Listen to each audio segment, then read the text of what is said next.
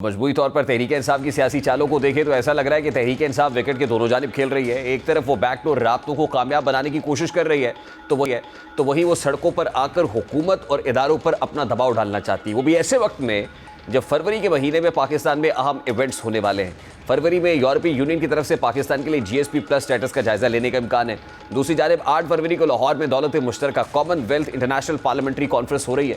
इसी तरह फरवरी के दूसरे हफ्ते में तुर्की के सदर तैयब एर्दोगान पाकिस्तान के तयशुदा दौरे पर आ रहे हैं और फरवरी के तीसरे हफ्ते में चैंपियंस ट्रॉफी के टूर्नामेंट पाकिस्तान में मुनक्किद होने जा रहे हैं। इतने अहम इवेंट्स रवा माह पाकिस्तान में होने वाले हैं, ऐसे में सियासी अदम इस्तेहकाम इन इवेंट्स पर असरअंदाज हो सकता है। तहरीक इंसाफ का माजी देखें तो इसने कई अहम मौके और इवेंट्स पर एहतजाज की कॉल दी है ताकि वो हुकूमत पर दबाव डालकर अपने मुतालिबात मनवा सके और अब एक बार फिर कुछ ऐसा ही करना चाहती है। इसलिए तहरीक इंसाफ पर यह इल्ज़ाम लगता है कि वो अपने सियासी मफाद को कौमी मफाद पर हमेशा तरजीह देती आई, लेकिन दूसरी जानिब हुकूमत ये कोशिश कर रही है कि वो तहरीक इंसाफ को इंगेज करके एहतजाज का रास्ता रोक सके। मीडिया रिपोर्ट्स के मुताबिक 8 फरवरी का एहतजाज रुकवाने के लिए हुकूमत के PTI की आला क़यादत से बैकडोर राब्तों का इंकशाफ हुआ और PTI को मुज़ाकरात की बहाली के ज़मन में पेशगी तौर पर अहम पेशकश भी कर दी है। इस वक्त नईम हैदर पिछौता साहब पाकिस्तान तहरीक इंसाफ के रहनुमा हमारे साथ मौजूद है। अस्सलाम वालेकुम नईम पिछौता साहब, बहुत बहुत शुक्रिया आपके वक्त के लिए।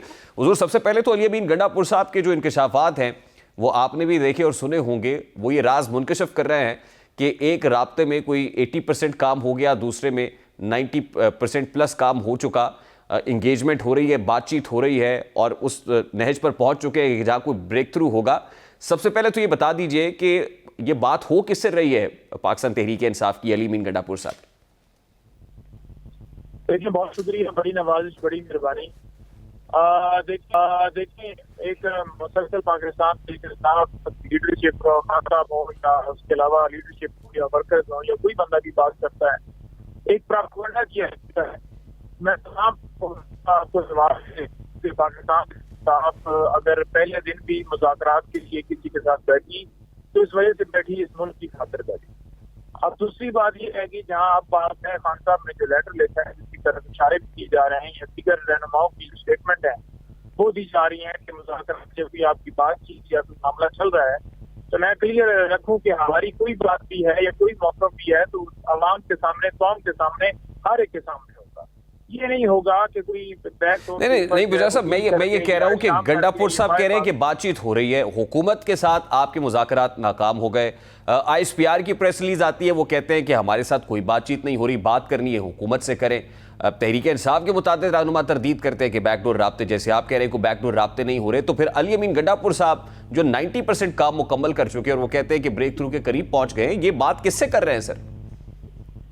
देखिए, सिक्योरिटी मामला पर अली अमीन साहब की मुख्तलिफ मीटिंग होती हैं, मुख्तलिफ बैठक होती हैं और वहाँ पर अगर किसी टाइम के ऊपर या किसी जगह पर, जैसे लास्ट टाइम गौर साहब भी मौजूद थे और बातचीत हुई जिसकी गौर साहब ने तायद भी की और खान साहब ने भी जिक्र किया और डेफिनेटली गौर साहब की मुलाकात का मतलब यही है ना कि उसके अंदर पॉलिटिकल बात भी है, इस वजह से उन्हें बुलाया गया, ये ऐड किया कि अदरवाइज सिक्योरिटी के मामला की हद तक अली अमीन खाली अकेली मीटिंग करते हैं।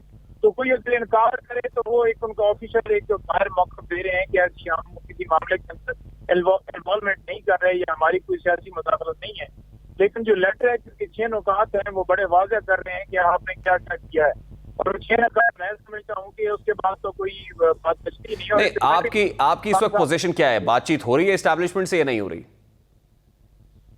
कि मेरी जो इन्फॉर्मेशन है या मेरी हद तक जब खान साहब से साथियों ने सवाल किया था तो उन्होंने कहा था कि हमारी कोई बात नहीं, कहीं पर कोई मीटिंग यानी कि नहीं हुई।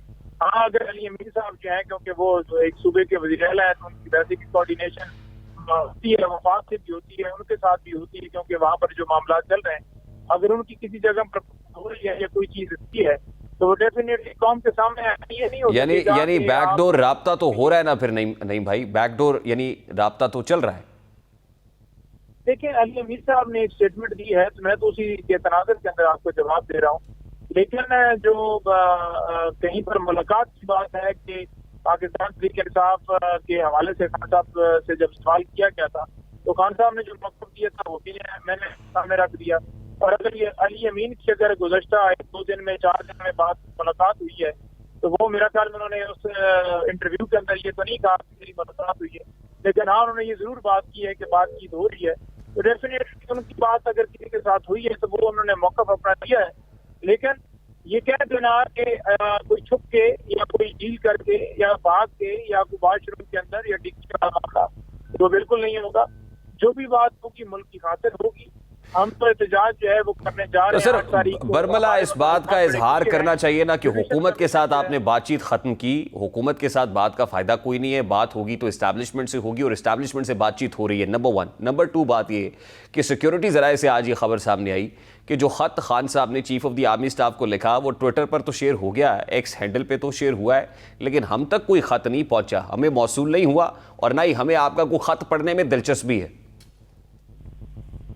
देखिए, जो उन्होंने अपनी स्टेटमेंट दी है उसके मुताबिक डेफिनेटली उन्होंने, मैंने पहले भी गुजारिश की कि एक लोगों में असर ही आए कि वो गलत ना जाए या उनका मौका भी यही जाए कि वो पॉलिटिकल नहीं इन्वॉल्वमेंट रखते।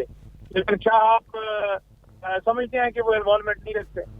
ये पॉलिटिकल विक्टिमाइजेशन उठाना, अगवा करना, रिगिंग, 547 वालों को जिताना, पीक एक्ट 26वीं तरमीम लाना, ये बगैर कैसे उनके मुमकिन? नहीं, ये जो खत है ये chief of the army staff को डिस्पैच किया है आपने, कहीं भेजा है? ये GHQ गया है खत या सिर्फ एक्स हैंडल पे शेयर करके जो कहा जा रहा है तासुर है कि ये सिर्फ ड्रामा ही है, ये सिर्फ एक्स हैंडल पे शेयर किया है, खत किसी जगह डिस्पैच नहीं हुआ है और ना कोई मौसूल हुआ है?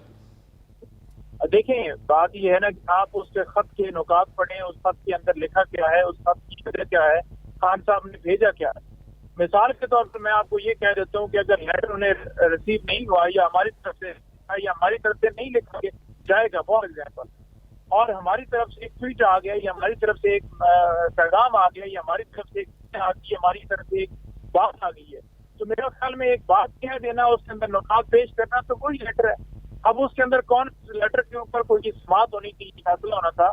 हमारा एक मौकफ है, जो खान साहब मौकफ रखते हैं, वो उन्होंने मौकफ शेयर किया, उन्होंने अपनी तरफ से एक राय दी कि ये किया गया है और फौज और अवाम के दरमियान इस वजह से खला है कि आपका फोकस इन चीजों पे है।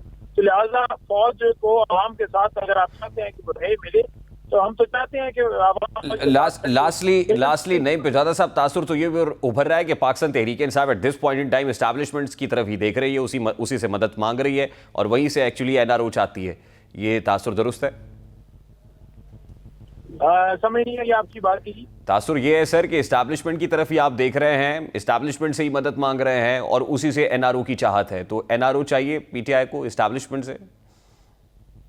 देखिए, NRO से मैंने पहले गुजारिश की है कि वो नवाज शरीफ की तरह करके होते हैं। इमरान खान ने गोलियां खाई हैं, इमरान खान जेल में है, उनकी जेल में है, तमाम पार्टी को आप उसके ऊपर क्रैक डाउन किया है। हमारे 1200 से ज्यादा वर्कर्स अभी जेल में है, मिलिट्री कस्टडी के अंदर है।